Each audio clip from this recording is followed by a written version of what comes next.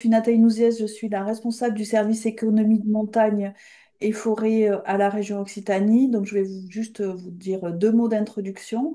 Ma collègue Muriel Jacob également à la suite. Et ensuite, on démarrera ce webinaire. Pourquoi la région a organisé ce webinaire, dans quel cadre? Donc, c'est dans le cadre du partenariat qui vient d'être mis en place et conclu avec l'association Montagne Rider, avec la signature de la charte Montagne zéro déchet, qui vient d'être signée entre nos deux structures. La région Occitanie, comme vous le savez, est impliquée depuis de nombreuses années sur les sujets des déchets et de la transition écologique et également sur les sujets de transition des stations de montagne en région. Nous intervenons depuis 2020 dans le cadre du Pacte vert pour l'Occitanie, qui porte la volonté d'accélérer la transition écologique dans l'ensemble des politiques Dans régionales, l'ensemble des politiques. tout en prônant un modèle de développement juste et solidaire. La région porte également depuis 2020 un plan plastique zéro déchet ultime en 2030, avec un axe fort, bien entendu, sur la gestion des déchets. La région porte également dans le domaine du tourisme une politique de transition des activités touristiques vers un tourisme durable, responsable et solidaire. Elle se positionne comme une destination de choix pour attirer des visiteurs soucieux de l'environnement. Elle réaffirme son engagement dans la protection des écosystèmes montagnards sensibles aux impacts humains. Et donc, par ce webinaire, nous souhaitons vous présenter l'action menée par Montagne Rider, qui est sur l'ensemble de la France et spécialement également sur l'Occitanie. Mais également, on va vous présenter avec nos différents intervenants les autres outils et expériences qui sont déjà mis en place dans notre région, voilà, sur ce sujet-là. Donc, je passe la parole à Muriel. Merci. Alors, bonjour à tous. Moi, c'est Muriel Jacob. Donc, je travaille également à la région, hein, au sein de la même direction que Nathalie, direction de l'agriculture, de l'alimentation, du tourisme et de l'économie rurale. Et je suis responsable de mission tourisme responsable et nouvelle dynamique. Pour compléter les propos de Nathalie, nous sommes très heureux de vous accueillir aujourd'hui pour ce webinaire consacré à la démarche Montagne Zéro Déchet Sauvage qui s'inscrit également dans le cadre de l'animation du réseau des grands sites Occitanie, hein. Cette rencontre nous réunit tous, hein, acteurs clés de nos territoires, organismes de gestion des destinations, parcs naturels régionaux, collectivités, mais également les autres acteurs impliqués dans la démarche des grands sites Occitanie. Notre présence à tous aujourd'hui illustre l'engagement collectif à préserver l'attractivité et la qualité environnementale de nos territoires de montagne et de nos sites emblématiques. Pour rappel, l'animation des grands sites Occitanie a pour ambition de favoriser l'échange d'expériences, de partager des outils et de porter à connaissance des acteurs les démarches exemplaires sur le terrain. Et donc, effectivement, ce webinaire s'inscrit pleinement dans cette dynamique, puisque avec la démarche Montagne zéro déchet sauvage, c'est une démarche qui vise à soutenir les territoires, dans la réduction des déchets en montagne et à promouvoir un tourisme durable en cohérence avec les valeurs de la démarche Grand Site Occitanie. Merci beaucoup pour votre présence, hein, et pour votre implication. Et bien évidemment, on espère que cette rencontre sera un temps fort d'information, d'échange et d'inspiration pour amplifier collectivement l'ambition environnementale de votre territoire. Très bon webinaire à toutes et tous. Merci Muriel. On va passer la parole à Juliette Guignoire sur un moment peut-être en amont de ce webinaire du qui est qui avec Oui. une petite animation. Bonjour à tous, donc Juliette Guinoir, je suis salariée de l'association Mountain Rider. Je suis également avec ma collègue Émilie, qui prendra la parole ensuite. Je vous invite donc à suivre le lien qui suit, qui est ici.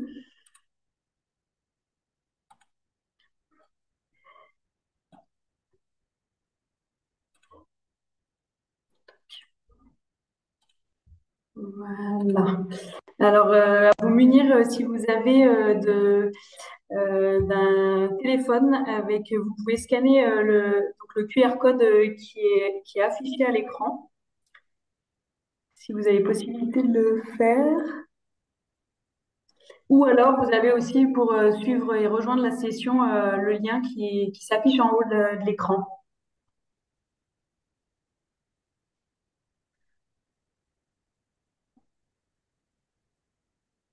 Je vais peut-être essayer de le mettre dans le chat si jamais il y en a qui n'y arrivent pas. Attends, Ah. je vais essayer. Ah oui, tu peux faire une. On va essayer. Sinon, attends, je peux copier le lien, mais est-ce que ça marche pour. Alors, ça marche, mais par contre, on arrive sur une page qui dit votre mot bilan de la journée. Donc, je crois qu'on arrive à la fin. Ah, Ok, important.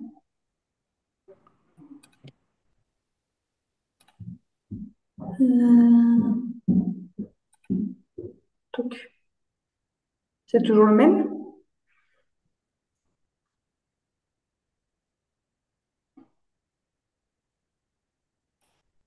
Normalement, vous devriez avoir une fiche qui vous invite à attendre que je mette la bonne diapositive.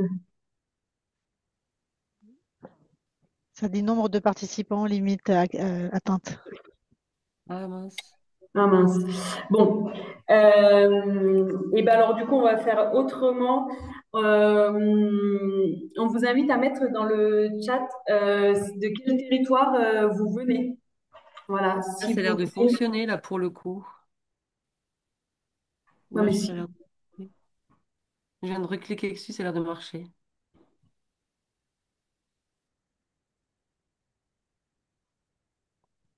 Du Essayons coup, de voir. Ah si, c'est bon, ça a l'air de marcher, regarde.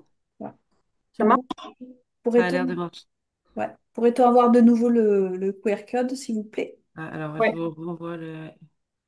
Et je remets dans le chat le lien, si jamais vous pouvez le faire soit par votre téléphone, soit directement en ligne. Quoi, depuis l'ordinateur.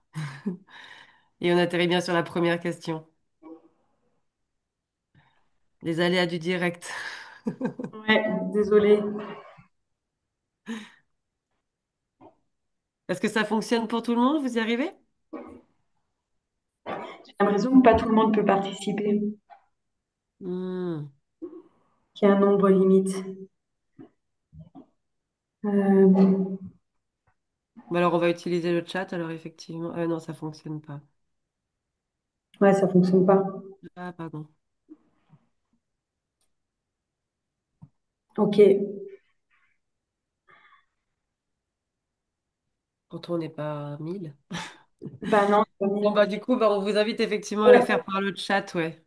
Du coup, voilà, donc désolé, bah, de quel territoire vous appartenez, de quel département vous faites partie, si c'est voilà, Ariège, Aude, Aveyron, Gard, Haute-Garonne, Gers, Hérault, Lot, Lozère, Haute-Pyrénées, Pyrénées-Orientales, Tarn et Tarn-et-Garonne.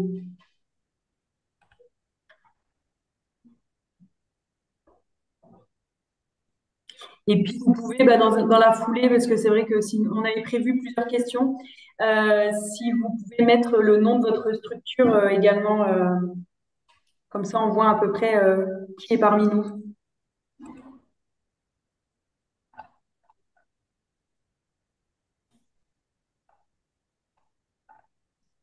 Ok, je vois Lozère, Ariège,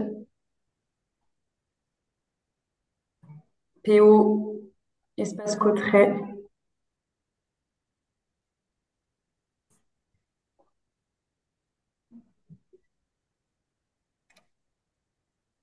Très bien, j'ai tout ça. Et donc, oui, voilà, le nom de votre structure, votre territoire. Et sur une échelle de 1 à 3, si vous devriez situer votre engagement professionnel sur la thématique de la réduction des déchets. Si plutôt 1, vous êtes novice et vous débarquez sur le sujet. Si plutôt 2, vous avez besoin d'en apprendre et de construire vos plans d'action. Ou si numéro 3, vous êtes plutôt expert ou experte et vous êtes, par exemple, déjà zéro déchet au sein de votre structure.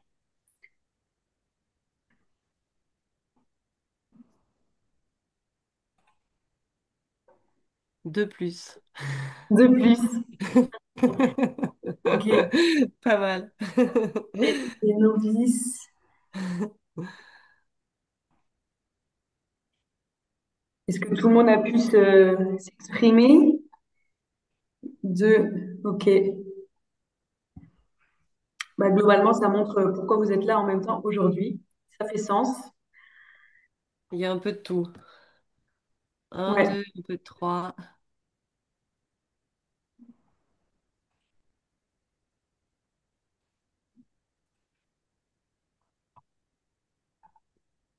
Ok, ben merci. Ok.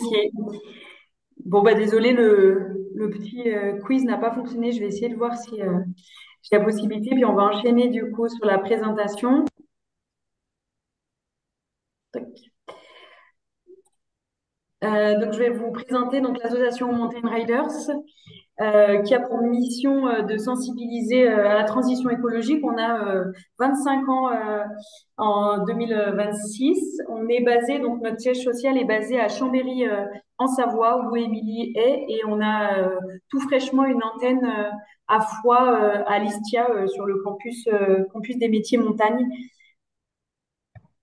On est investi donc sur quatre grands projets. Donc Montagne Zéro Déchet, le projet qui nous rassemble aujourd'hui. Le projet également Flocon Vert, j'aurai l'occasion de vous le présenter dans la suite du webinaire. Et puis également, on est présent sur des actions éducatives et de formation auprès des jeunes et puis des moins jeunes. Toujours sur les thématiques de transition écologique, on porte notamment la fresque du climat montagne, avec une version pyrénéenne qui devrait pas tarder à sortir. Et puis on est tout fraîchement élu pour le 1% pour la planète sur un projet d'éducation au dehors, donc auprès des enfants, pour promouvoir des actions éducatives à l'extérieur. Je laisse la parole à Émilie. Bonjour à toutes et tous. Grand merci d'être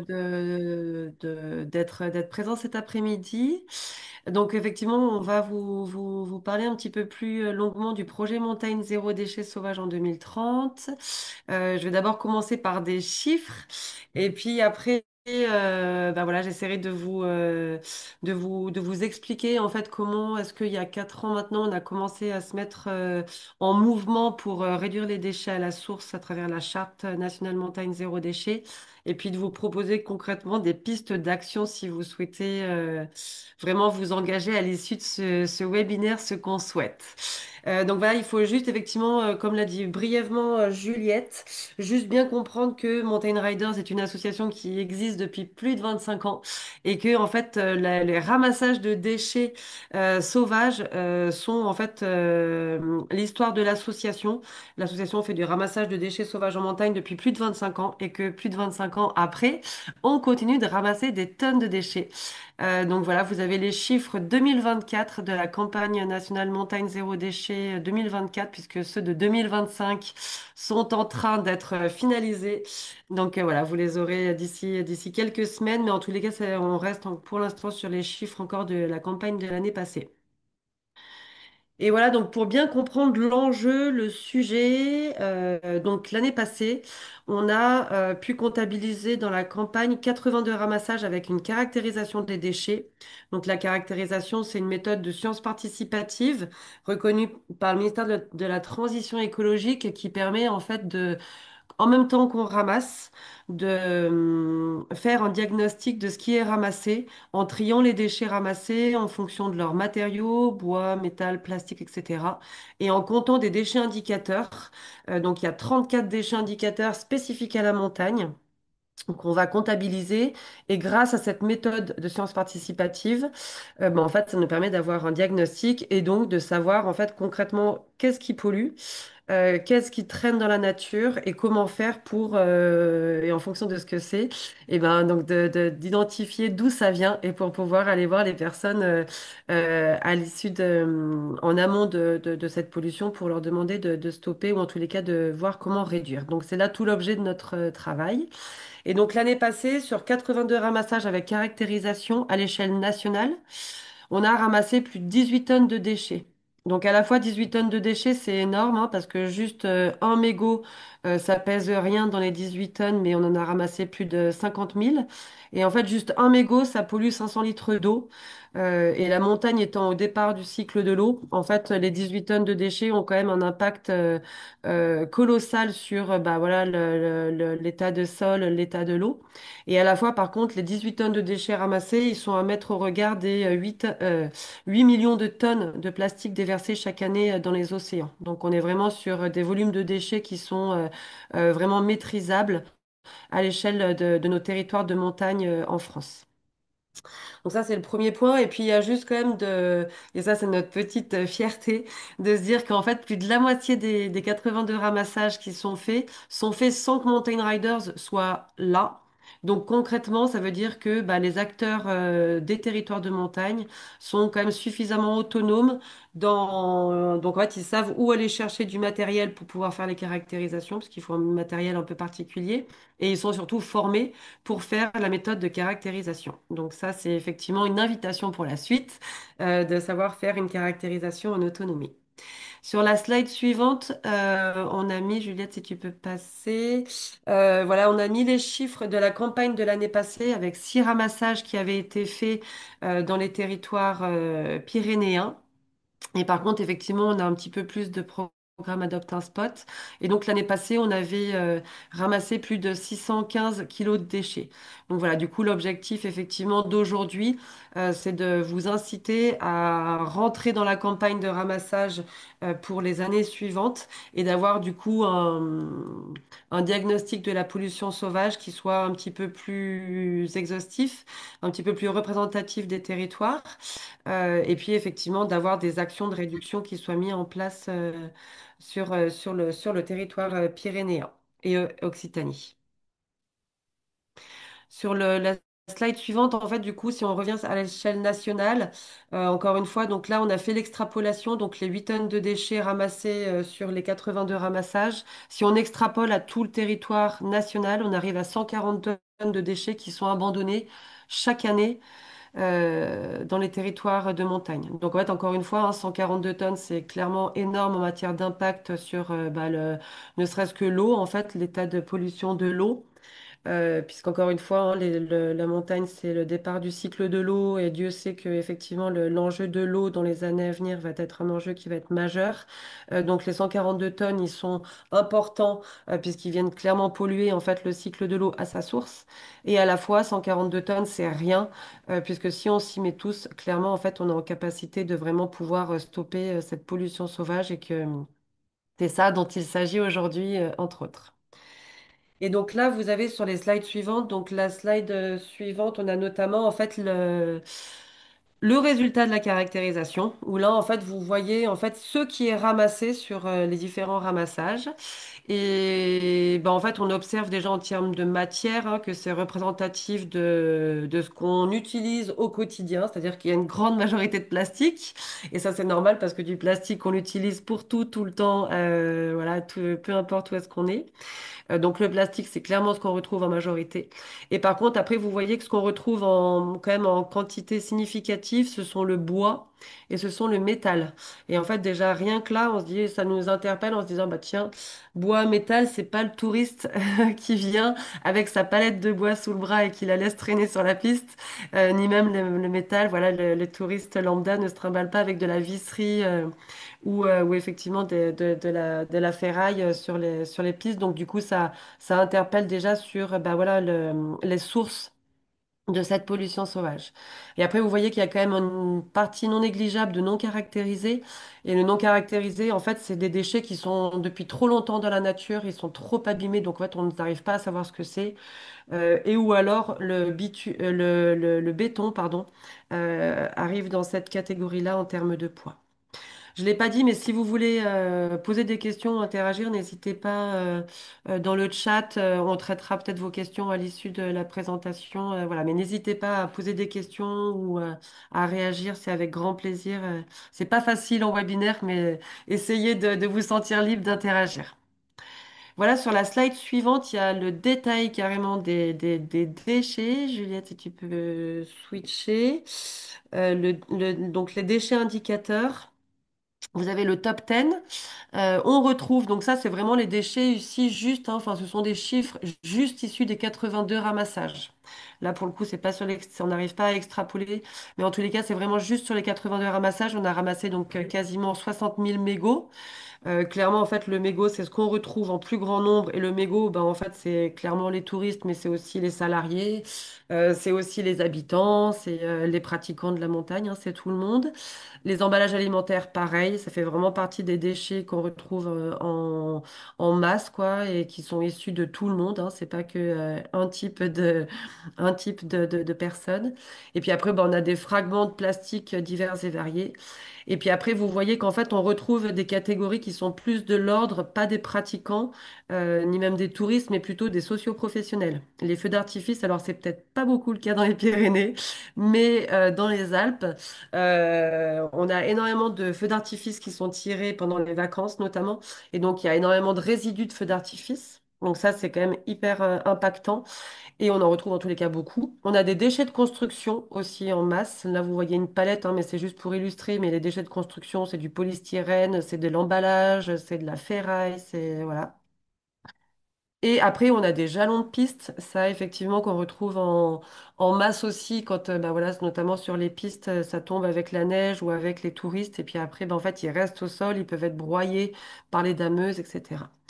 Donc, vous voyez, en fait, là, je vais pas rentrer dans les détails. Après, vous le trouvez des mouchoirs, des capsules, des canettes, des bouteilles plastiques, des cordages de sécurité, des dosettes de sucre, des pailles, des bouteilles de verre. Mais vous voyez quand même déjà les ordres de grandeur. On est sur des ordres de grandeur qui sont sans commune mesure. Voilà, entre des dosettes de sucre qui peuvent voler au vent de façon involontaire et des déchets de la construction qui sont quand même, on va dire, un petit peu plus facilement en capacité d'être stoppés. Donc, si on passe sur la slide d'après, en fait, nous, on observe vraiment hein, que clairement, le béton rentre dans les déchets de construction. Alors oui, oui, donc effectivement, hein, tout à fait, vous avez raison, pardon, je me permets de réagir en direct. Les déchets le béton est bien dans en termes de déchets indicateurs, c'est bien déchets de la construction, mais en termes de matériaux, en fait, les matériaux, c'est soit plastique, soit bois, soit métal, du coup, c'est dans autre. Mais vous avez raison, sinon, c'est tout à fait dans les déchets de la construction. Donc voilà, en fait, on a clairement, aujourd'hui, on dit qu'il y a 50% des déchets qui sont issus du grand public. Et quand on dit grand public, c'est aussi bien le salarié que le pratiquant, que l'habitant local. La moitié des déchets qui viennent du grand public et l'autre moitié qui viennent de l'activité professionnelle. Et donc ça, pour nous, en fait, c'est un élément qui est extrêmement central dans notre plaidoyer et dans le pourquoi est-ce qu'on, effectivement, on se bat au quotidien. C'est vraiment d'aller contre cette idée reçue qui est que quand on parle de déchets qui traînent dans la nature, le premier réflexe, c'est de dire, ah bah oui, les touristes ne sont pas respectueux. En fait, c'est pas du tout aussi simple que ça. La réalité, c'est que de façon volontaire et involontaire, hein, on n'est pas du tout là pour incriminer qui que ce soit. On n'est pas du tout dans cette posture-là chez Mountain Riders, mais vraiment notre objectif, il est vraiment de montrer que la pollution sauvage en montagne, elle est avant tout l'affaire quand même des personnes qui vivent, travaillent en montagne. Et donc, c'est une belle nouvelle puisque c'est grâce à ça qu'on va pouvoir réussir à aller parler plus facilement aux acteurs qui travaillent en montagne et donc de leur demander de faire des efforts et de revoir les gestes du quotidien pour stopper la pollution sauvage. Donc là, sur la slide d'après, peut-être Juliette. Donc voilà notre plaidoyer, ces chiffres-là pour vraiment bien comprendre en fait hein, le sens de notre action. Et s'il y a un élément à retenir, c'est ça de cette séance, c'est pourquoi et l'intention globale de notre action, c'est que le cycle des déchets sauvages, c'est exactement le même que le cycle de l'eau. n'importe quel déchet qui traîne dans la nature en montagne, que ce soit du polystyrène, un mégot, un emballage, tout ce que vous voulez va de façon plus ou moins lente et rapide ou rapide atterrir dans un cours d'eau. En fait, avec l'érosion mécanique des sols, les pluies, les vents, etc., en fait, il va y avoir les déchets qui vont venir se loger dans les cours d'eau, dans les torrents. Les torrents, après, arrivent dans les rivières, etc., etc. Vous connaissez mieux que nous. Et donc, atterrir après dans les océans et venir fleurir et engranger le septième continent plastique qu'on connaît tous. Et ça, c'est un premier élément, c'est qu'en fait, la montagne étant au départ du cycle de l'eau, si nous, on arrive à stopper la pollution sauvage, vu qu'on est au départ du cycle de l'eau et donc au départ du cycle des déchets sauvages, on peut réussir à atteindre zéro déchet sauvage en montagne. Et ça, c'est quelque chose qui est très important à comprendre, puisqu'en fait, la pollution sauvage dans les vallées, dans les plaines, est tellement importante, et ce depuis tellement de nombreuses années, qu'en fait, le cycle de la pollution sauvage est irréversible. C'est-à-dire que même si demain, dans les plages, ils souhaitent stopper la pollution sauvage, en fait, de toute façon, ils vont être réalimentés par les bassins versants d'où viennent les déchets. Donc, en fait, du coup, nous, on a cette opportunité et on a aussi cette redevabilité de se dire, ben, en fait, on est au départ du cycle de l'eau, on est au départ de du cycle de la pollution sauvage et donc on est en capacité de vraiment réduire à la source les déchets sauvages qui viennent après sur l'ensemble de notre planète. Et après, pourquoi est-ce qu'en fait l'objectif d'une montagne zéro déchet sauvage en 2030 nous paraît réaliste, même si elle est clairement très ambitieuse? C'est qu'en fait on parle encore une fois d'un volume de déchets qu'on évalue donc à 142 tonnes chaque année. C'est un volume de déchets qui clairement est en capacité d'être stoppé. En fait, si on prend en considération que plus de la moitié des déchets viennent des acteurs qui travaillent, vivent en montagne et sont clairement amoureux de leur espace de vie, de travail, on est en capacité d'aller demander aux responsables de stopper cette pollution sauvage. Si c'était que l'affaire des touristes, ce serait effectivement une autre paire de manches parce que clairement, c'est beaucoup plus compliqué d'aller mobiliser des millions de personnes que là, en fait, on a effectivement en capacité d'aller mobiliser certaines organisations. Donc, je vais me permettre d'enchaîner. Donc, pour nous, effectivement, cet objectif d'une montagne zéro déchet sauvage en 2030, elle nous paraît être clairement une ambition qui est forte, mais à la fois qui permet de fédérer tout le monde, puisque la chance aussi de cet objectif d'une montagne zéro déchet sauvage en 2030, c'est clairement un enjeu qui fait consensus et qui, contrairement à d'autres enjeux et d'autres sujets environnementaux, sont clivants. Là, on est vraiment sur un objectif qui fédère l'ensemble de la montagne française. Et donc, on a proposé, si on passe sur la slide suivante, on a mis en place, il y a de ça maintenant, donc le lancement a été fait en mars 2023. On a lancé et on a co-construit, et là j'insiste là-dessus, et notamment je fais un clin d'œil à Florence de l'Agence des Pyrénées qui œuvre depuis le début avec nous, hein. On a vraiment co-construit avec l'ensemble des acteurs de la montagne française la charte nationale montagne zéro déchet sauvage en 2030. Donc, qui vise à atteindre zéro déchet sauvage en 2030 avec trois priorités. Réduire, qui est la priorité numéro un, sensibiliser. Sensibiliser, c'est aussi bien les touristes, mais aussi les salariés et les habitants. Et puis après, le troisième objectif, c'est de collecter et d'évaluer. Et ça, c'est extrêmement important parce qu'en fait, on est vraiment dans un objectif qui est concret, qu'on va venir mesurer chaque année grâce à notre outil de caractérisation de déchets. En sachant, et là je ne l'ai pas mis, mais juste pour bien avoir en tête, la charte nationale montagne zéro déchet sauvage en 2030, elle est complémentaire à d'autres chartes qui existent, comme la charte fleuve sans plastique, la charte plage sans plastique, qui sont notamment gérées par le ministère de la Transition écologique. Donc c'est en fait la charte nationale montagne zéro déchet, elle est spécifique à la montagne, mais elle vient en complémentarité d'actions sur les territoires plus bas en vallée. Et par contre, on est effectivement les seuls à avoir cet objectif d'être à zéro en 2030. Donc effectivement, on est les seuls à être aussi ambitieux, mais parce qu'on pense qu'on est les seuls à être suffisamment structurés, organisés, et qu'en plus, on a cette chance de pouvoir vraiment réduire les déchets à la source.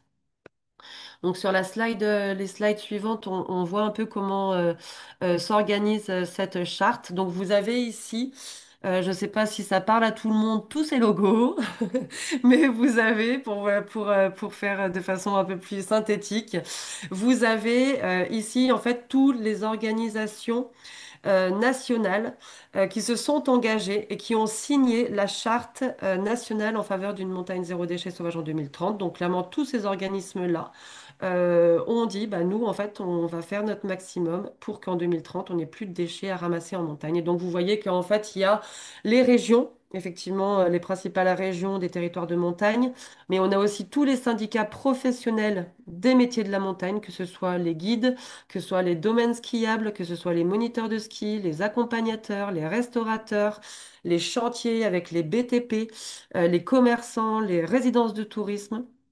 Donc, on a les syndicats professionnels, on a aussi et la Fédération française de ski. On a aussi les associations nationales d'élus, que ce soit l'ANEM, l'ANET ou la NMSM, on les a tous.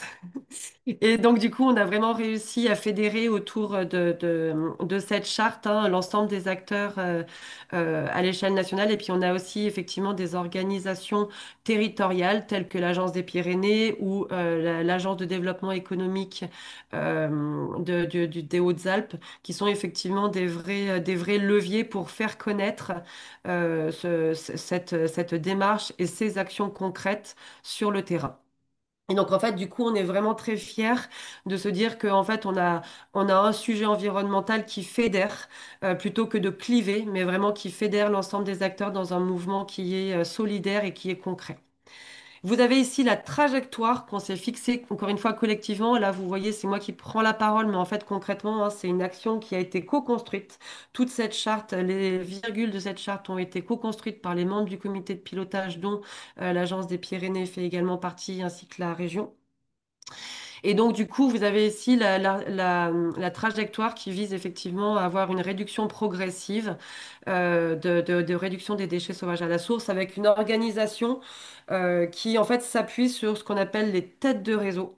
Donc, à l'échelle nationale, c'est pour ça qu'on a été chercher Domaine Skiable de France, le syndicat des moniteurs de ski, c'est qu'on s'est dit, ben, en fait, on va mobiliser les syndicats professionnels à l'échelle nationale et on va leur demander de demander à leurs propres adhérents de s'engager en faveur d'actions de réduction à la source pour une montagne zéro déchet sauvage en 2030. Donc, plutôt que Mountain Riders aille solliciter toutes les écoles de ski une à une, on a sollicité le syndicat des moniteurs de ski pour que lui mobilise ses adhérents sur le terrain. Donc voilà, ça s'est passé comme ça sur l'ensemble des métiers de la montagne. Donc je me permets de poursuivre. Donc aujourd'hui, on a effectivement donc plus d'une vingtaine de signataires à l'échelle nationale et 150 signataires à l'échelle locale. Vous voyez ici la répartition géographique, donc on voit qu'on a une forte représentation savoyarde au Savoyarde. Donc c'est un appel pour avoir effectivement une plus belle représentativité dans l'année qui vient, bah voilà, des territoires d'Occitanie et des Pyrénées notamment, puisque ça nous paraît vraiment être un territoire sur lequel bah voilà, il y a des acteurs qui sont déjà engagés et il y a déjà un terreau qui va être assez facile, on va dire, pour une mise en mouvement en faveur de ces actions. Donc, peut-être sur la slide suivante. Et donc voilà, bah, on a effectivement souhaité hein, que ce webinaire vous donne à voir comment concrètement vous pouvez agir. Et en fait, l'avantage aussi de ce projet Montagne Zéro Déchet, c'est que c'est facile de se mettre en mouvement, c'est facile d'agir. Donc, une des premières propositions, c'est d'organiser et d'animer un ramassage de déchets sauvages avec caractérisation. Une autre proposition, c'est de carrément signer la charte montagne zéro déchet sauvage et donc de signer le plan d'action de réduction à la source qui va avec, en fonction de votre métier. Vous pouvez aussi, si vous avez coché la case 1 et 2, même 0, relayer la campagne de communication grand public.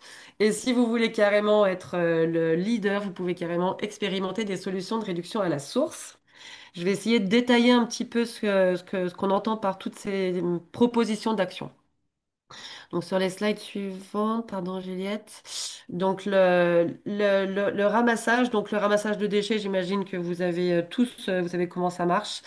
Et c'est effectivement très facile. En plus, le ramassage, c'est vraiment un événement qui est quand même hyper festif. Enfin, voilà, souvent, il y a un buffet, un barbecue qui est derrière. Et en général, c'est vraiment un moment voilà, qui est fédérateur, qui réunit des personnes âgées, des jeunes. Enfin, c'est un moment qui est vraiment sympa. En plus, on a les mains concrètement dans le cambouis. C'est une action qui se voit, où on est dehors. Enfin, voilà, c'est vraiment un moment qui est festif. Et nous, ce qu'on propose, c'est qu'en plus de faire le ramassage, c'est de se former à la caractérisation des déchets. Encore une fois, la caractérisation, c'est pas une méthode qui est juste de Mountain Riders, hein, c'est une méthode de science participative reconnue par le ministère de la Transition écologique qui se met en place sur les territoires de plaine et sur les plages, hein, comme sur les montagnes. Donc ça permet aussi d'avoir vraiment un diagnostic précis de ce qui est ramassé. L'objectif étant effectivement d'une année sur l'autre de savoir qu'on a baissé en matière de pollution et de pouvoir le mesurer. Donc la caractérisation, si on passe sur les slides suivantes, comment est-ce qu'on fait pour s'y former? Alors avant de se former, sachez effectivement qu'il y a des kits de caractérisation où vous voyez là des petites photos. Normalement, il y a une petite vidéo, elle se lance pas, mais c'est pas grave. Il y a un kit de caractérisation où il y a des gants, des sacs bien sûr réutilisables.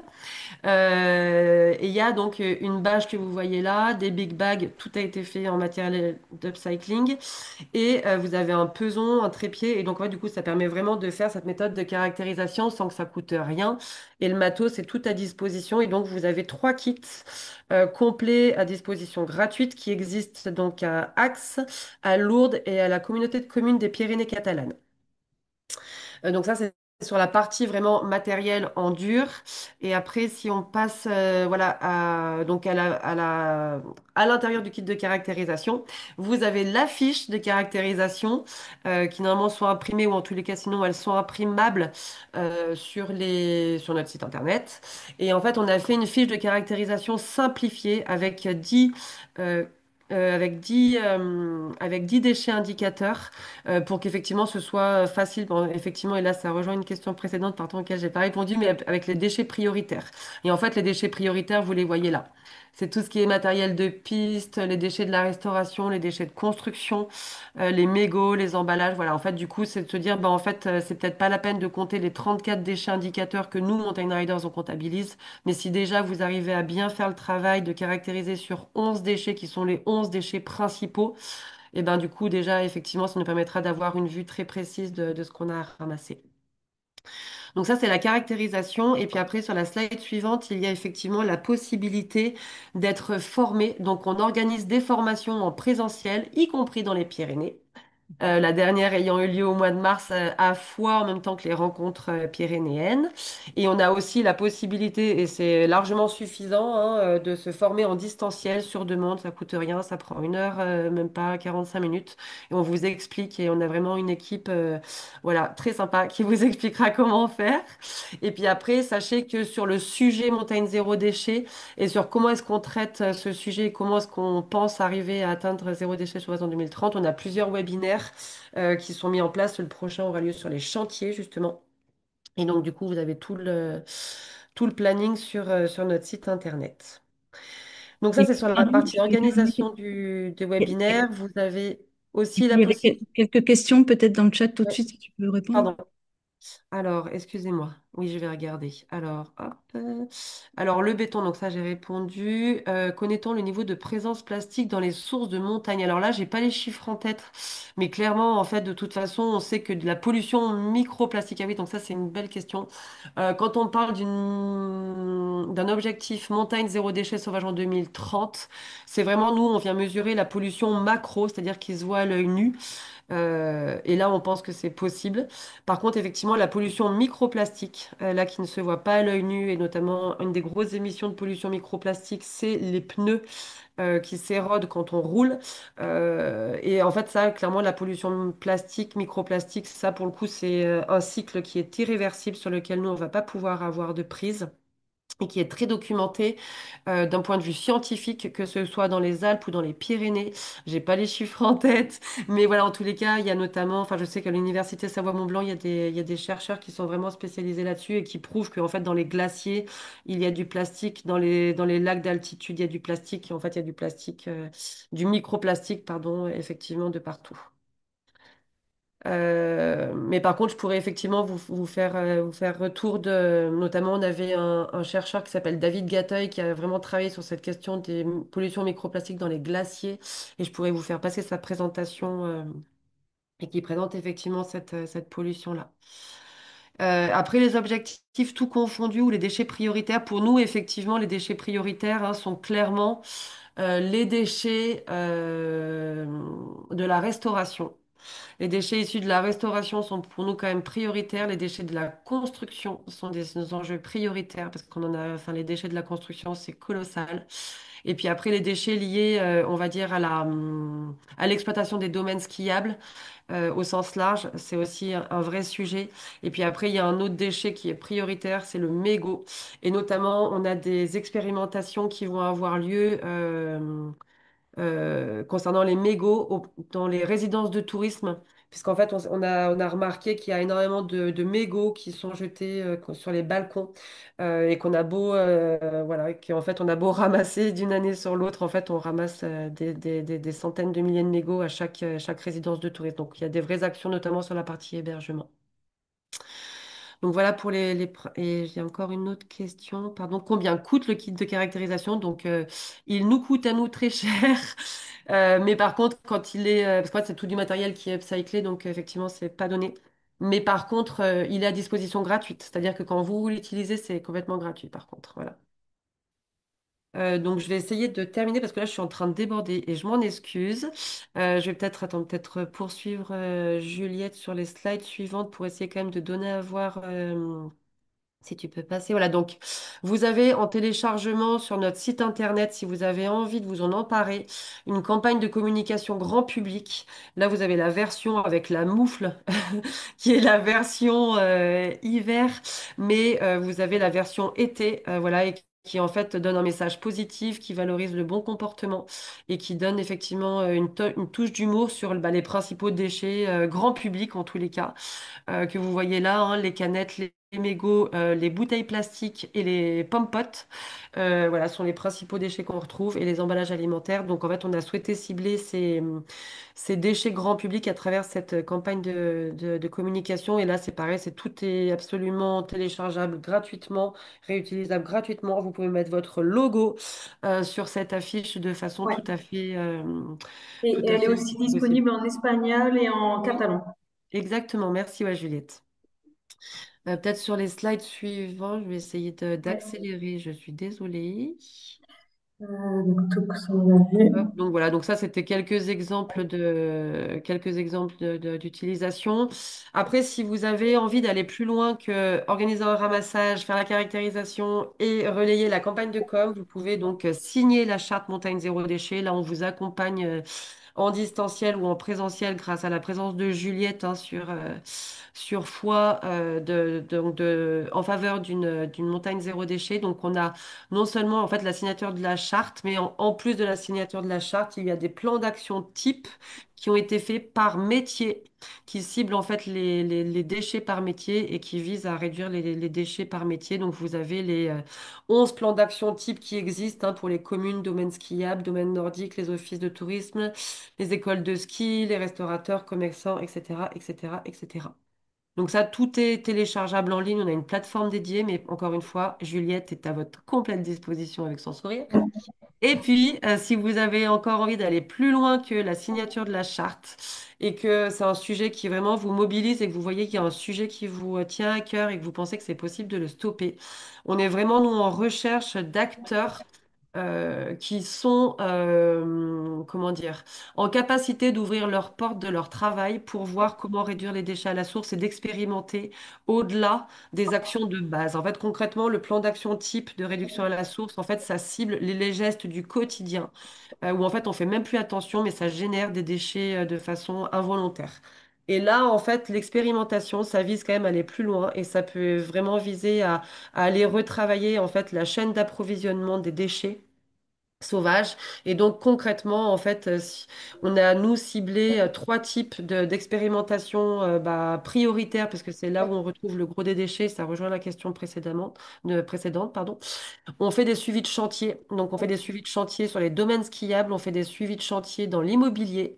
Et essaye de voir avec les entreprises comment bah, améliorer la gestion des déchets en amont et en aval. On fait aussi de l'accompagnement dans la partie hébergement et restauration en montagne. Et voilà. Donc là, du coup, en fait, on fait de l'expérimentation et globalement, les expérimentations, c'est déjà de faire un diagnostic de la pollution, de sensibiliser les salariés, Et voilà. Et ça, pour le coup, les expérimentations, tout ce que je vous ai présenté là, c'est des accompagnements qui sont gratuits. Notre financement aujourd'hui étant assuré par des partenariats privés, ça nous laisse cette opportunité de mobiliser le monde de la montagne sans avoir de contrepartie financière. J'en ai terminé, j'ai débordé de 5 minutes et je m'en excuse. Ça va. Merci. Sachant que on vous partagera, on vous laissera la possibilité de nous laisser vos emails si vous le souhaitez pour vous partager le PowerPoint s'il y a des slides, parce qu'on est peut-être allé un peu vite sur certaines slides. Voilà, on vous donnera la possibilité de le regarder ensuite à tête reposée. Euh, je sais pas Merci. si, je vois pas s'il y a des questions dans le chat en plus. Il y a une dernière question sur les mégots. Est-ce que l'on peut interdire les cigarettes à cause des risques d'incendie? Alors, je sais qu'il y a des possibilités d'interdiction de mégots. Il y a notamment de plus en plus d'espaces sans tabac qui se font hein, légers, entre autres en Haute-Savoie et le premier domaine skiable sans tabac. Entre autres, il y a de plus en plus de plages sans tabac ou d'espaces sans tabac. Voilà, donc c'est une des modalités de lutte effectivement contre l'abandon des mégots, quoi. Merci de votre écoute. Et puis, bah, s'il y a d'autres questions qui vous reviennent au fil de l'eau, n'hésitez pas à les poser. Je laisse la parole. Merci à tous et merci à Nathalie. Merci pour cette présentation très claire. Maintenant, on vous propose de passer donc à une illustration avec un retour d'expérience d'Espace Cotteret, donc Clotilde Latérade, qui est responsable QSE, RSE donc sur Espace Cotteret, pour nous faire part de son expérience dans la mise en place de l'action. Oui, bonjour, bonjour à tous. Donc, moi, je travaille pour donc Espace Cotterêts, qui est les domaines skiables de la destination de Cotterêts. Donc, je vais vous parler de deux choses, notamment notre journée en fait de ramassage de déchets qu'on appelle montagne propre, qu'on fait depuis plus de 10 ans maintenant. Donc on a un petit peu de recul dessus, c'est plutôt bien rodé. On a plutôt des personnes qui sont, on va dire, des locaux ou des personnes qui reviennent régulièrement sur Cotterêts qui participent à cette journée. Elle aura lieu chez nous cette année le 20 septembre et on attend à peu près entre 80 et 100 bénévoles pour le ramassage. Voilà, donc au niveau en fait de l'équipe d'organisation, donc c'est le service commercial communication et moi-même qui organisons cette journée. Et après, en fait, on essaie de faire participer des employés de notre entreprise, que ça soit du personnel des remontées mécaniques, du personnel de la maintenance ou de l'administratif, en tant que volontaire sur la journée pour accompagner en fait les groupes de ramassage et aider à la caractérisation des déchets. Ce qu'on propose en plus, en fait, donc comme on disait tout à l'heure, c'est un petit repas en suivant de la matinée de ramassage. Et ensuite, on leur permet également d'avoir un accès au lac de Gobe via nos remontées. Donc l'accès est gratuit pour les gens qui participent à la journée de ramassage. Voilà. Et après, depuis 2 ans maintenant, on essaie d'avoir des animations un peu complémentaires. Donc ça peut être par exemple la communauté de communes qui va intervenir pour faire une sensibilisation sur le tri des déchets domestiques. Et notamment avec des casques de réalité virtuelle où la personne en fait se retrouve sur un centre de tri et doit trier ses déchets. Donc ça, c'est pour aller en fait un peu plus loin sur le tri des déchets qu'on peut trouver chez nous, voilà. On essaie également de proposer d'autres animations, comme ça peut être du tir à la carabine, etc. Ça dépend ce qu'on peut avoir, ce qu'on peut mettre en place selon le site où on est. Voilà, cette année, on va faire en plus une journée de ramassage de déchets au village avec des scolaires. On aura 165 scolaires qui vont venir la veille en fait de notre journée bénévole pour ramasser en fait les déchets autour du village sur les chemins de randonnée. Et ça, c'est dans le cadre de leur journée d'intégration dans leur lycée. Voilà. Ce que je peux vous dire sur notre expérience en termes de ramassage de déchets. Après, en termes de déchets, on va dire plutôt standard, c'est pas du déchet sauvage, mais ce qu'on peut mettre, ce qu'on a mis en place en tout cas sur notre restaurant d'altitude au Cirque du Lys pour mieux gérer nos déchets, c'est la mise en place d'un biodigesteur-composteur par un système donc de micro-organismes en milieu anaérobie qui permet en fait de rendre des déchets alimentaires en digesta en 24 heures. Ensuite, c'est ce digesta est géré par la commune, donc est récupéré par la commune. Il y a un tiers qui est intégré au compost classique qui est des restaurateurs et des hébergeurs, et un tiers qui part directement dans un pré communal qui est épandu, et un dernier tiers qu'il faut qu'on retraite derrière. Voilà. Hmm. Et en termes un peu de chiffres, si je peux vous donner, ça fait 2 ans maintenant qu'on expérimente ce biodigesteur. On est à peu près 2 tonnes de digesta générées. Donc en fait, pour qu'il y ait 2 tonnes de digesta, ça veut dire qu'on a eu 200 tonnes de déchets alimentaires, de déchets, voilà, de déchets alimentaires qui sont passés dans le biodigesteur. Hmm. Merci Clotilde. Je ne sais pas s'il y a des questions, il y a peut-être des personnes qui veulent réagir. Malheureusement, j'ai pas l'accès Je peux Alors, peut-être ouais, arrêter le partage juste le temps de. Clotilde avait une question, je la lis. Du coup, utilisez-vous la même méthode de caractérisation? Oui, donc du coup on utilise la malle de caractérisation et on utilise les fiches de caractérisation. Et donc moi j'ai été formée par Mountain Rider sur les deux, donc la formation 1 et la formation 2 pour aller plus loin encore. Voilà, et après c'est moi qui ai expliqué en fait en interne comment fallait faire pour caractériser les déchets. Oui, et après, du coup, tu vas toi-même, je sais, si tu nous envoies les fiches ou tu vas toi-même sur le site.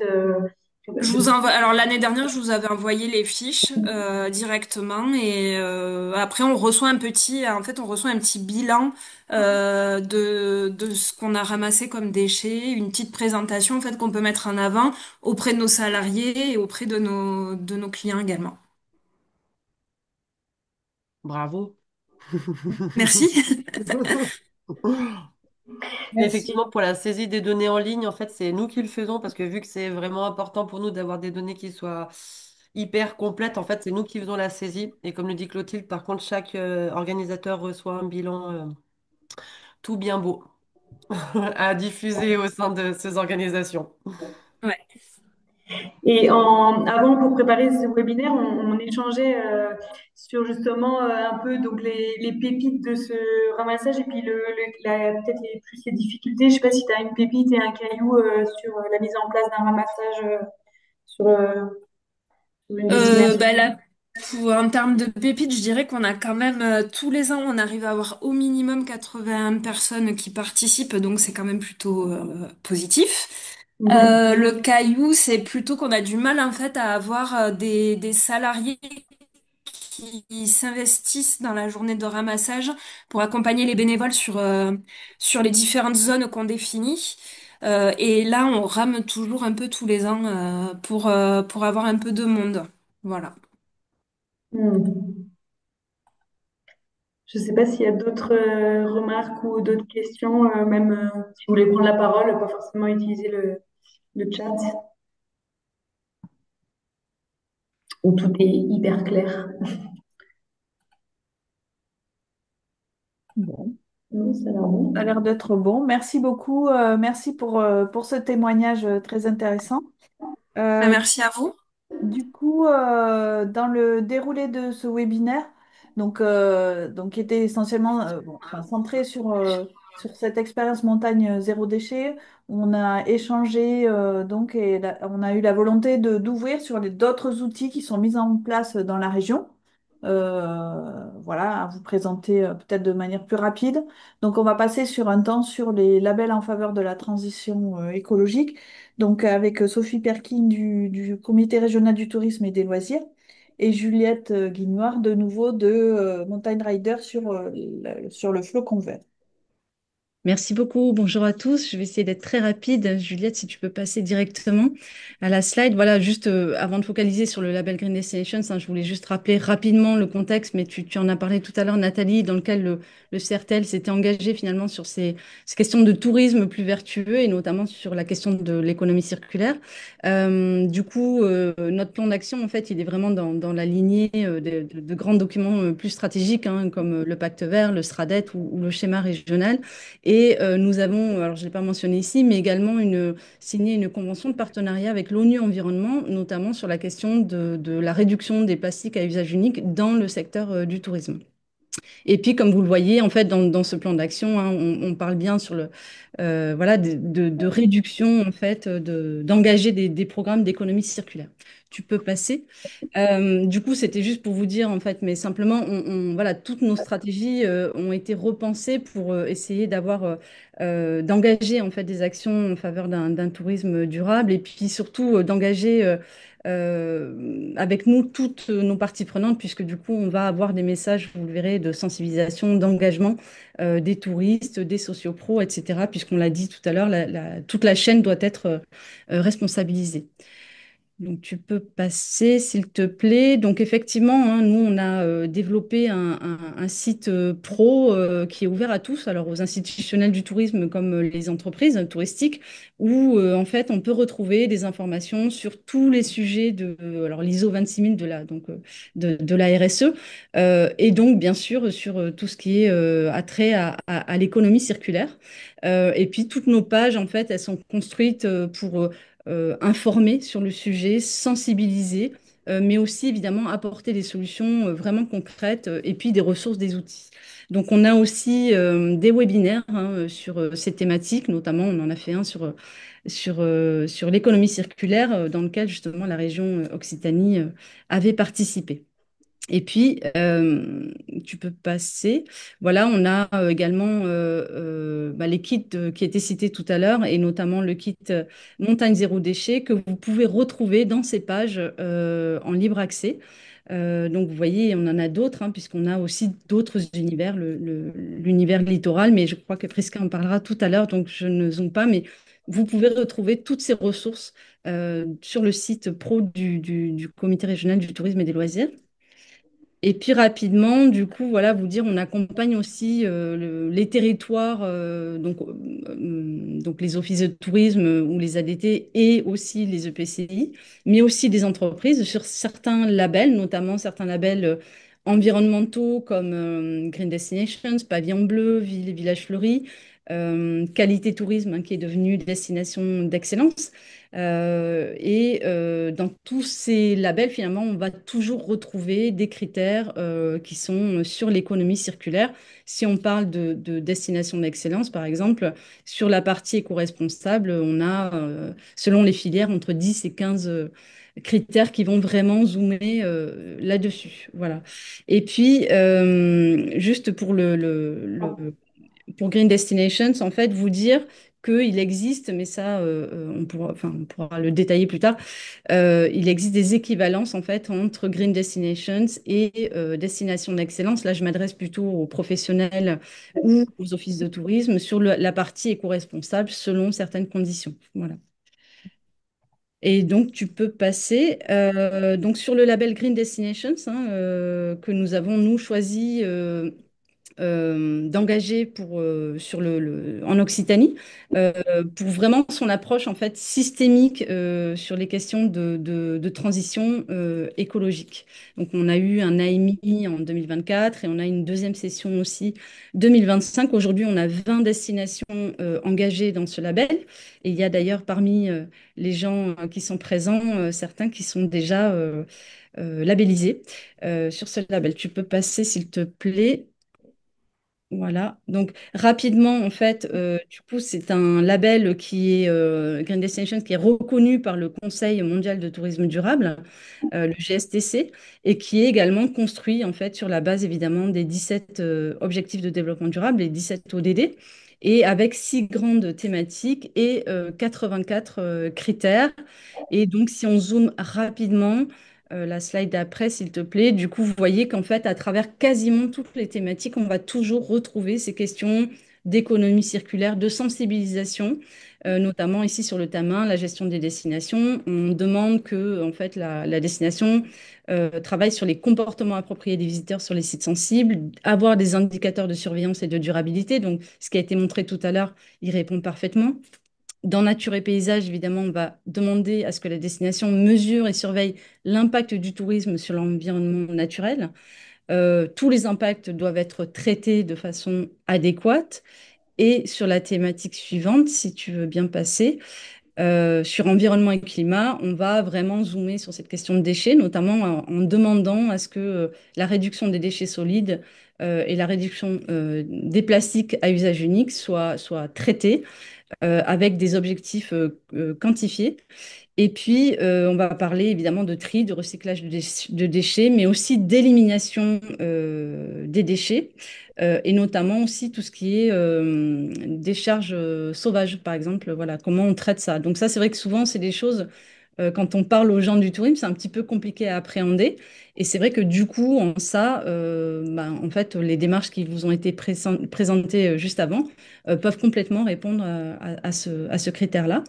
Et enfin, du coup, tout ce qui est communication et entreprise, on va demander à ce que la destination puisse vraiment encourager, donc à vraiment encourager toutes ces parties prenantes de territoire, les déchets solides, les déchets alimentaires, etc.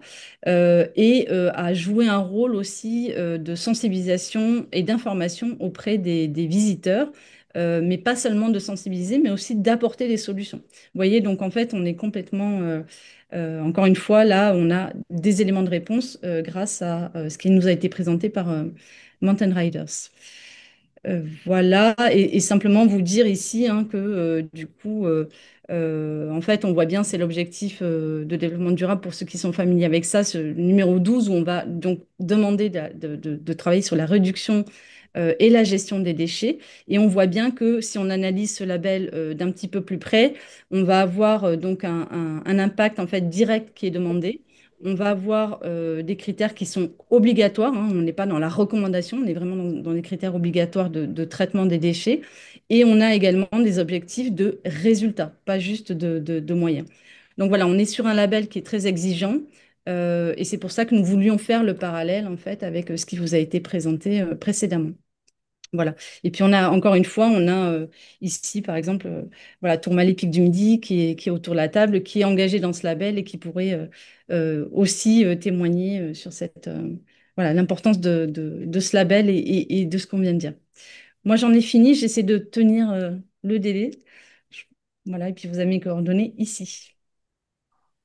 Merci Sophie. Ça va, on est plutôt bien, je pense, en termes de timing. Je ne sais pas, Émilie, vu que tu es la maître du temps, mais ça a l'air bon. Et voilà, et du coup, c'est Émilie qui va reprendre la main sur le partage de connexion, parce que moi, j'avais des petits soucis de son.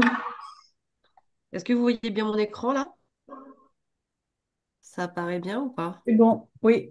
Tout Ok. bon. Et bien c'est parti, Juliette. Donc, je vais vous parler donc du label Flocon Vert. Tu peux passer direct à la slide suivante. Donc, c'est un label qui a été, comme vous parlez, Émilie, tout à l'heure, qui est en lien, en corrélation avec le projet donc Montagne Zéro Déchet. Non, juste revenir à la slide d'avant, pardon. Pardon. Voilà, merci. L'idée est que la réduction des déchets à la source, donc c'est un sujet consensuel, comme le disait Émilie tout à l'heure, et du coup qui permet d'embarquer un grand nombre de personnes pour aller ensuite plus loin dans une démarche de transition, et donc pourquoi pas la démarche Flocon Vert. Là, je veux bien que tu passes, s'il te plaît. Donc le flocon vert, le prérequis pour rentrer dans le flocon vert, pour rentrer dans cette démarche, c'est donc de constituer un comité de pilotage à la fois composé donc d'un domaine skiable, d'une collectivité territoriale et d'un office du tourisme. Le triptyque est indispensable pour justement avoir un portage à la fois technique mais aussi politique. S'ajoute à ce comité de pilotage un certain nombre d'acteurs, en fait tous les acteurs présents sur les territoires de montagne, que ce soit donc les communautés de communes, les départements, les visiteurs et les habitants ou les acteurs socio-professionnels. On entend accompagnateurs en montagne, guides, moniteurs, etc. Je veux bien que tu passes. Donc le cahier des charges est composé de 4 grandes thématiques. En fait, le label Flocon Vert n'est pas uniquement un label environnemental. Il comprend également le volet donc économique, avec l'idée d'aller vers un tourisme plutôt quatre saisons.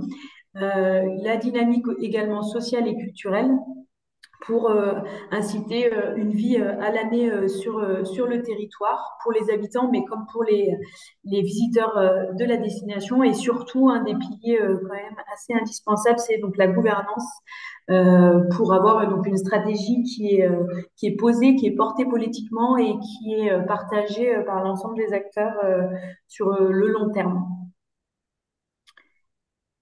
Je veux bien que tu passes. Voilà. Donc, la thématique déchets qui nous concerne aujourd'hui et donc les parties constituantes, comme le disait Sophie, pareil pour Green Destination, elle est partie constituante du cahier des charges Flocon Vert. Elle s'insère dans la gestion des ressources et dans ce cas, l'ensemble des actions que vous réalisez sur la réduction de vos déchets vous apportera, on va dire, des points et puis validera des entrées dans le cahier des charges global Flocon Vert. On a pensé donc ces 2 accompagnements, donc à la fois l'accompagnement de Montagne Zéro Déchet dont vous parlez, Émilie, tout à l'heure, avec le lancement de la charte, le plan d'action, la signature officielle. Donc les ramassages Adopt un Spot, on n'a pas eu le temps d'en parler, mais on pourra revenir dessus peut-être en fin de séance. Mais en tout cas, l'idée d'organiser un ramassage et la mobilisation des différents acteurs, comme on l'a vu avec Cotret par exemple. L'idée donc, c'est cet accompagnement en montagne zéro déchet, il soit en complète corrélation avec l'accompagnement Flocon Vert. Donc, comme vous pouvez le voir sur la slide, chaque temps montagne zéro déchet à gauche correspond à un temps Flocon Vert, enfin, ou du moins peut correspondre pour vous permettre, vous faciliter la mise en place et pour engager un maximum de personnes dans ces 2 démarches qui sont forcément imbriquées et qui font sens l'une avec l'autre. À ce jour, on a 31 destinations qui sont labellisées. On a fait, je veux bien que tu passes à la slide d'après, un petit focus là donc sur les Pyrénées. Merci. Dans les Pyrénées, donc à ce jour, il y a 3 destinations. Donc on a eu le témoignage de Espace Cotterêts tout à l'heure, Font-Romeu et les Angles dans les PO. Donc pareil que le diagramme. Montagne zéro déchet tout à l'heure, on vous invite tous et toutes à faire augmenter le nombre de flocons verts dans les Pyrénées. Avec du coup, ça peut être la première étape, ça peut être de nous rejoindre lors de l'Éduc Tour donc, qui a lieu le 15 octobre. Je veux bien que tu passes. Voilà, merci. Le 15 octobre prochain, donc à Font-Romeu. Ça sera une journée d'échange, de visite de terrain et d'ateliers avec l'idée donc d'aller voir ce qui se passe à Font-Romeu, mais pas uniquement. On sera plusieurs destinations présentes ce jour-là. L'Agence des Pyrénées sera également présente. Donc une journée à la veille du congrès de l'ANEM pour ceux et celles qui ont prévu d'y aller donc aux Angles cette fois pour travailler autour de ces enjeux de transition au sens large. Donc on parlera bien sûr de réduction des déchets, mais aussi de transition, de la mobilité, de plein de sujets autour donc de Font-Romeu et pas uniquement. Je crois que j'en ai terminé. Oui, voilà, on a mis nos mails, on pourra les rajouter si on vous envoie le PowerPoint.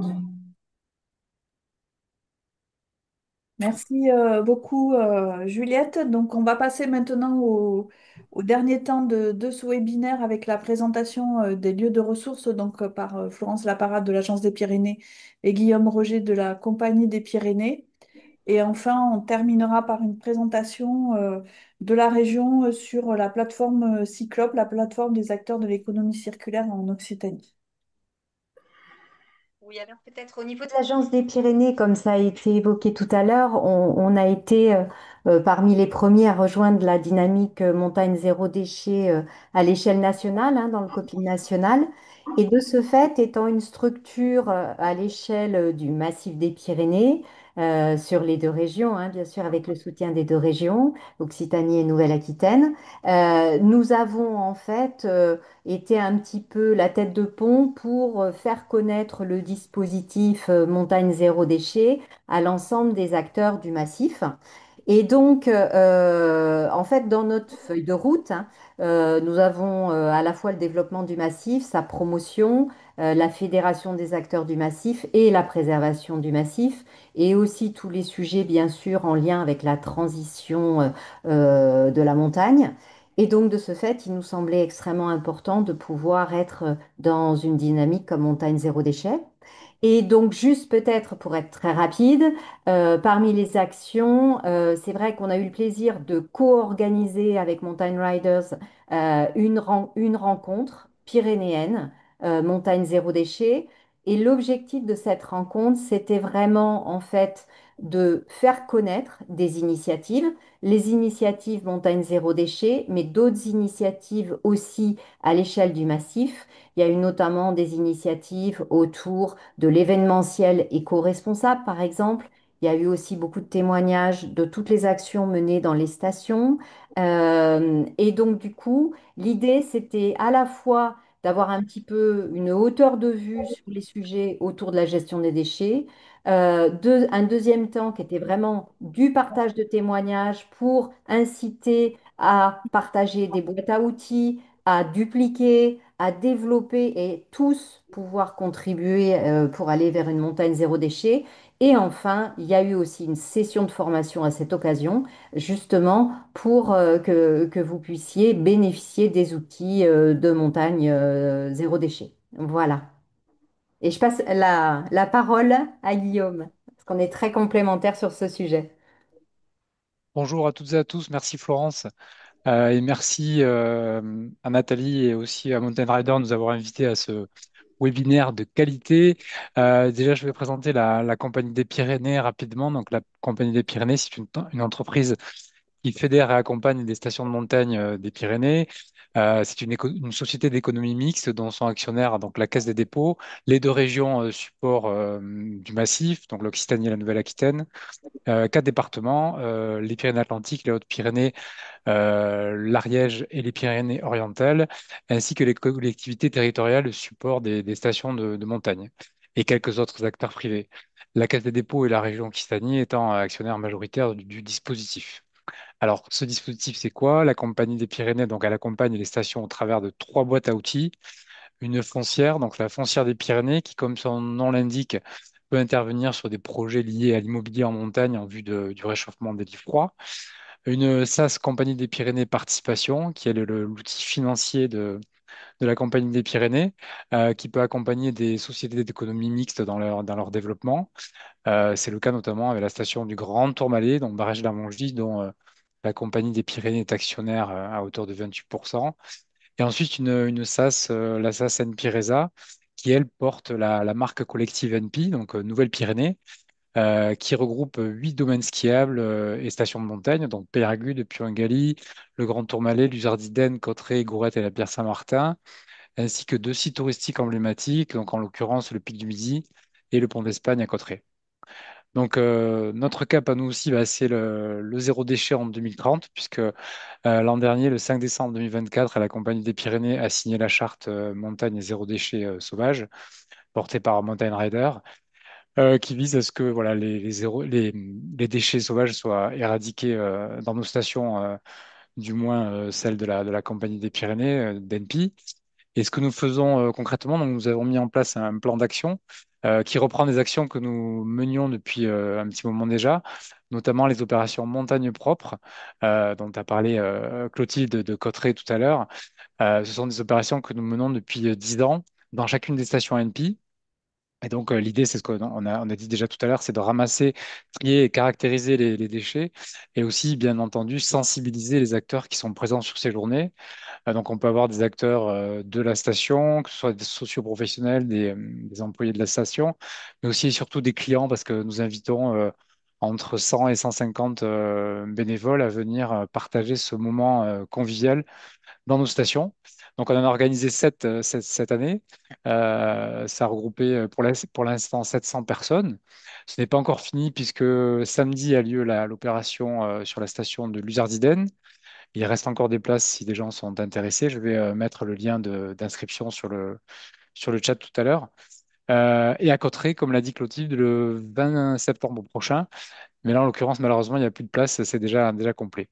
Donc ces opérations, comme le disait Clotilde, elles visent d'abord à sensibiliser, à caractériser, à collecter les déchets, bien entendu, mais aussi à passer un moment convivial, puisqu'on invite les participants à venir partager un casse-croûte ou un barbecue avec nous, et ensuite à profiter aussi des activités de la station, que ce soit les bike parks, les remontées mécaniques, pour accéder à des points de vue, etc., l'après-midi.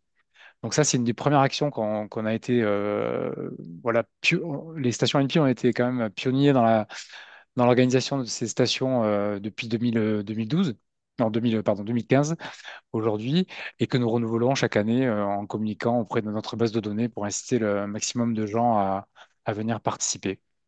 Ensuite, nous organisons aussi, enfin nous menons des actions en faveur de la réutilisation des forfaits de ski d'une saison à l'autre en incitant au travers de campagnes de communication, de la formation du personnel de vente, etc., à les clients à réutiliser leur forfait d'une saison à l'autre. Aujourd'hui, nous avons un taux de rechargement de 84%, ce qui est assez important, ce qui veut dire aussi que les clients ont pour habitude de conserver leur forfait qui peut durer des années et des années. Donc ça, c'est une action que nous menons aussi dans le cadre de ce plan d'action. Ensuite, nous menons aussi des opérations ponctuelles ciblées sur certains territoires pour améliorer la gestion des déchets organiques. Je vais parler notamment d'une action qui vient d'être lancée au niveau de une communauté de communes au niveau de la vallée de Barèges et qui vise en fait à organiser la collecte des déchets organiques des restaurants d'altitude de la station du Grand Tourmalet côté Barèges. Donc ça concerne 4 restaurants d'altitude, puisqu'il faut savoir que bah, la réduction la fermentation, ça fonctionne qu'avec un petit peu de chaleur. Donc en hiver, c'est compliqué. Donc il y a un collecteur en fait qui va passer en bas de la station à Barèges sur le parking de Tournabou pour récupérer les déchets organiques des restaurants d'altitude. Voilà, ça, c'est un exemple d'autres actions qu'on peut mener. Et Je vais me ensuite, je vais permettre, parler. pardon, d'intervenir et de mettre ma casquette qui est pas agréable de mettre du temps, mais juste pour dire que du coup, on Je, va déborder je dépasse. Bon, et ouais, j'ai qu'il y a fini, ça encore tombe bien. Prisca qui est derrière. Mais voilà, enfin, prenez le temps de terminer, hein, pas de souci, mais juste, voilà, je me permets de faire un petit focus temps. Non, Désolée. pardon, merci Émilie. Juste, non, non, c'était pour finir, pour dire que on sensibilise aussi au travers des outils de communication de la marque NP dès qu'on peut, et au travers aussi du kit de communication de la charte qui est vraiment très très bien fait, nos clients à cet objectif zéro déchet. Voilà, merci beaucoup. Merci, désolée.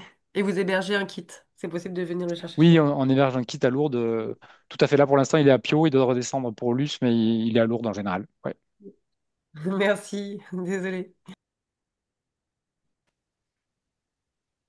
J'enchaîne direct?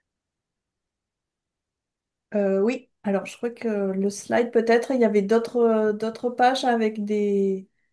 Voilà. Donc on vous fera passer le PowerPoint, donc vous avez des adresses, hein, voilà. Et on va passer sur Cyclope. Merci Prisca.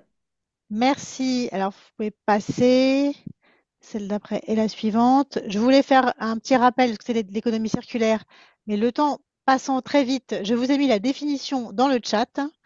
Vous pouvez retrouver tout ça précisément. Juste pour vous dire que l'économie circulaire, c'est quoi? C'est une façon différente de penser l'ensemble de cycle de vie d'un produit ou d'un service. Donc, ça peut intervenir sur tous les domaines et sur tous les objets. Et donc, je vais vous montrer quelques exemples de comment est-ce qu'on peut le mettre en place. Et pour cela, quoi de mieux que Cyclope, la plateforme des acteurs de l'économie circulaire en Occitanie, qui est un outil collaboratif qui a été souhaité par les acteurs de l'économie circulaire. Quand on a fait le plan d'action économie circulaire, les acteurs ont voulu avoir un endroit pour se retrouver, pour échanger, pour partager des retours d'expérience. Et donc, il y a eu deux choses qui ont été faites. Un forum annuel qui a lieu donc tous les ans en novembre. Le prochain a lieu le 13 novembre prochain.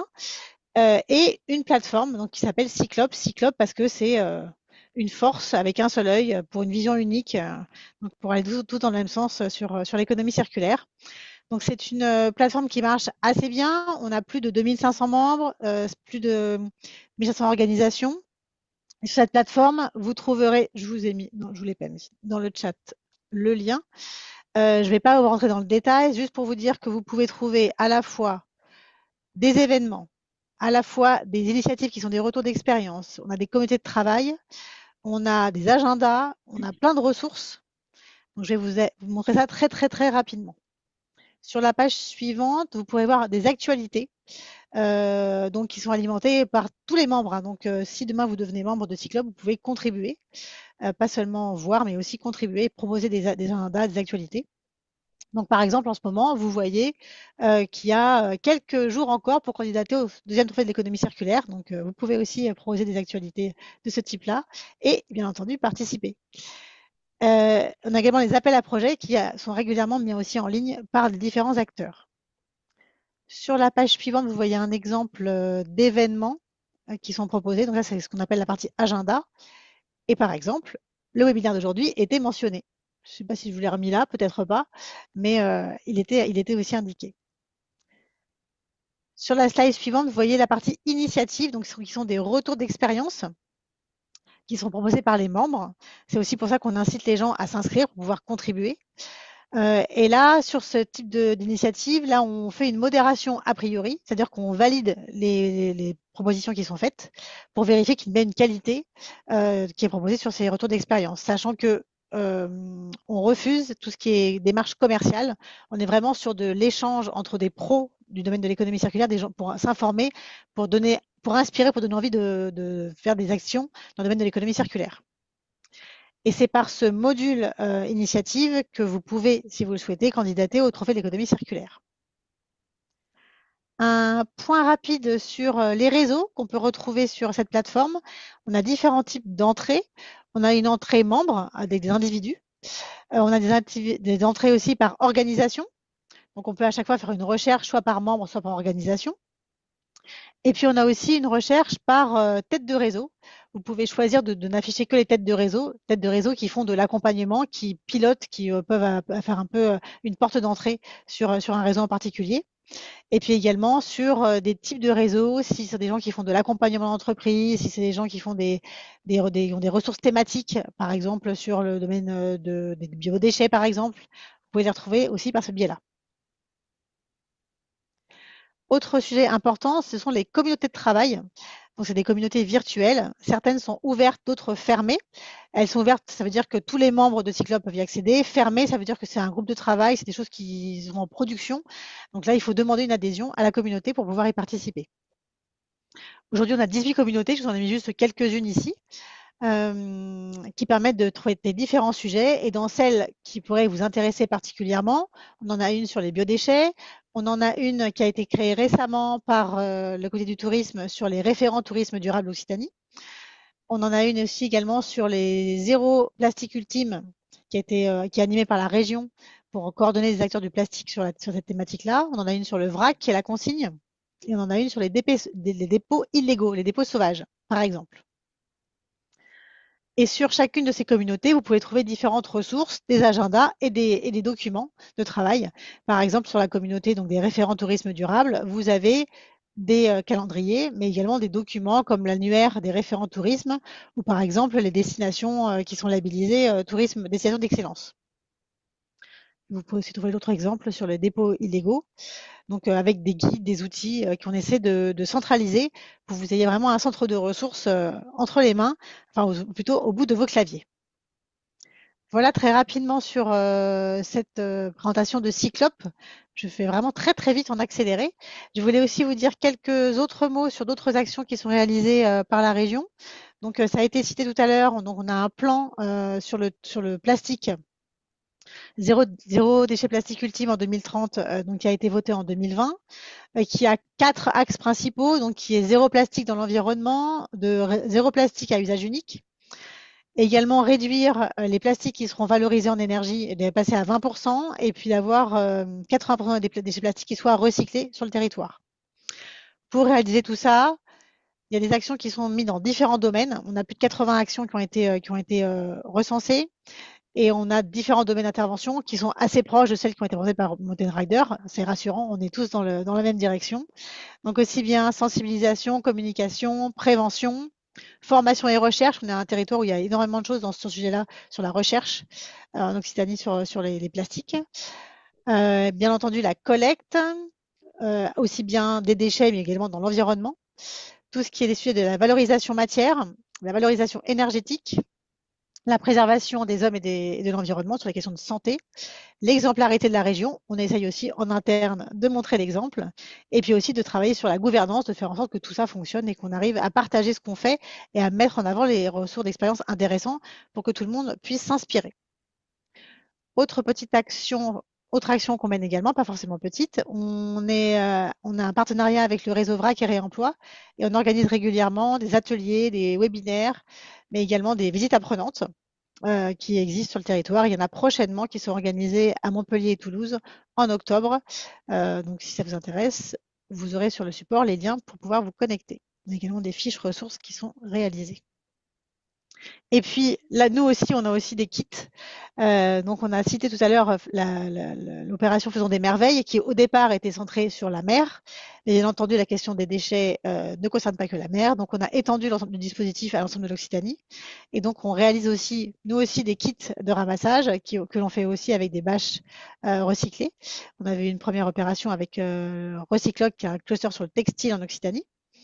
Et donc, on a mis à disposition des kits dans l'ensemble de la région, notamment dans les maisons de région, pour que les acteurs puissent venir aussi les récupérer. Donc, vous avez plein de kits à disposition pour faire du ramassage et également de la caractérisation. À chaque fois, on est bien aussi sur cet aspect-là. Et donc là, on va avoir une nouvelle commande qui arrive et donc on va avoir des nouveaux kits qui vont être mis à disposition dans les maisons de région. Donc, voilà, vous pouvez passer par l'un ou l'autre des réseaux en fonction de la proximité et de ce qui est plus facile pour vous. Voilà, très très rapidement, on pourrait vous dire plein d'autres choses, mais je vois que le temps presse. Donc, n'hésitez pas à revenir vers nous si besoin. Merci. Merci Prisca d'avoir tenu le timing. Désolée Ouais. de vous avoir fait parler vite, vite. Mais c'était très clair et ça donnait envie. Et du coup, normalement, ça marche pour la fin. Là, je vais vous laisser euh, pour, euh, pour conclure ce webinaire, donc la possibilité donc, de rejoindre cette petite session via le QR code ou toujours pareil, le lien qui s'affiche en haut de l'écran. Alors attends, du coup, j'ai arrêté le partage d'écran. Si vous l'avez Ouais, encore? c'est bon, c'est moi qui l'ai repris. Ah, pardon, ok. Et c'est bon, je vois les personnes. Là, c'est bon, je vois les personnes qui arrivent. On est 9 personnes qui sont sur le QR code, sur le lien. Ouais. Ok.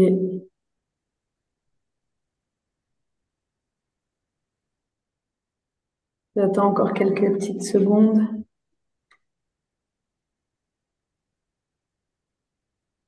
14.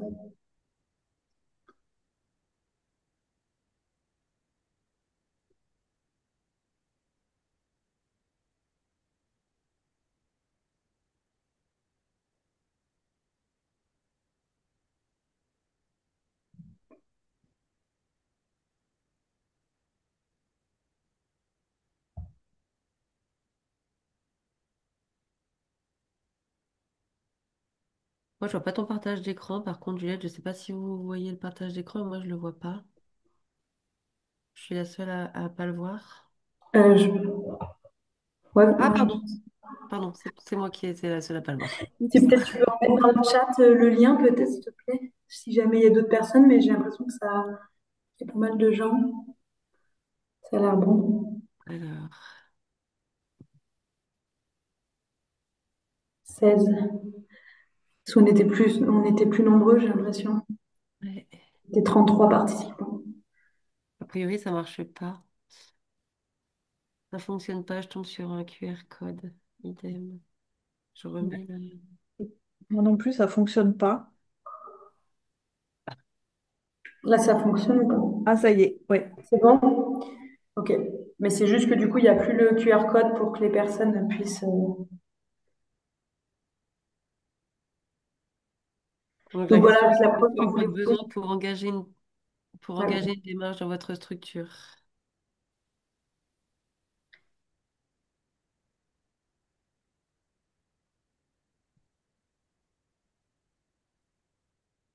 Ok. Accompagnement sur site.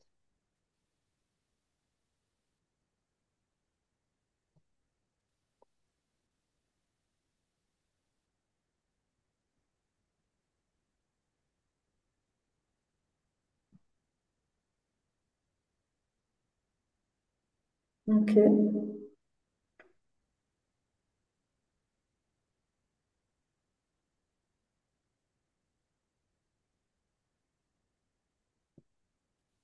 Donc sur les accompagnements, enfin si c'est pour ce qui concerne montagne zéro déchet notamment, vous pouvez vraiment vous rapprocher de Juliette, hein, dont le mail sera dans le support.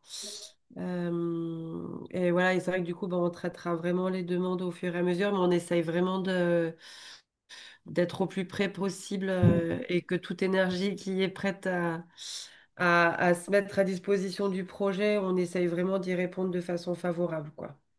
Mm. Je vois qu'il y a quelqu'un qui écrit moyen humain, super kit, des kits en maison de région, des messages clairs et harmonisés. Ok. J'attends juste encore quelques secondes parce que je vois qu'il y a quelqu'un qui écrit et je passerai à la.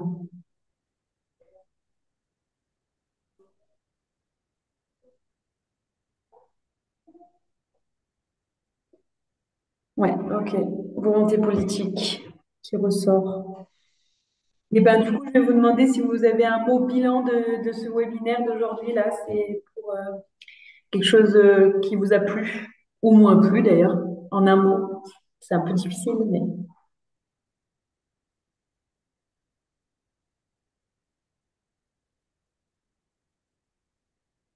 merci. Ah oui, il y a un nombre de lettres. On a compris.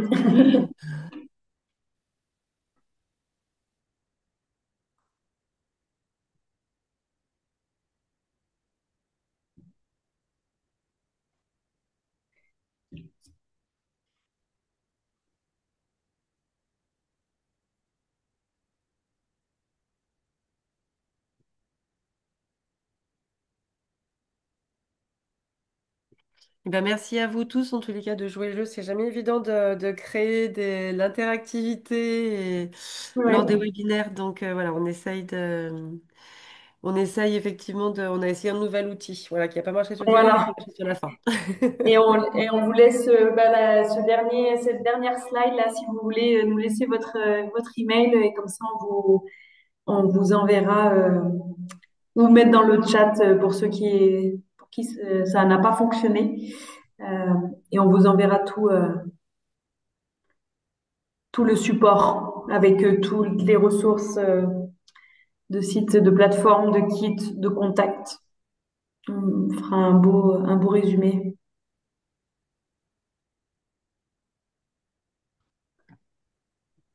Merci à tous. Merci de Merci. votre participation. Mille merci à tous. Très belle fin de Merci, au journée à revoir. vous tous. Au revoir, Merci. Maxime. Merci. Merci beaucoup. Au revoir.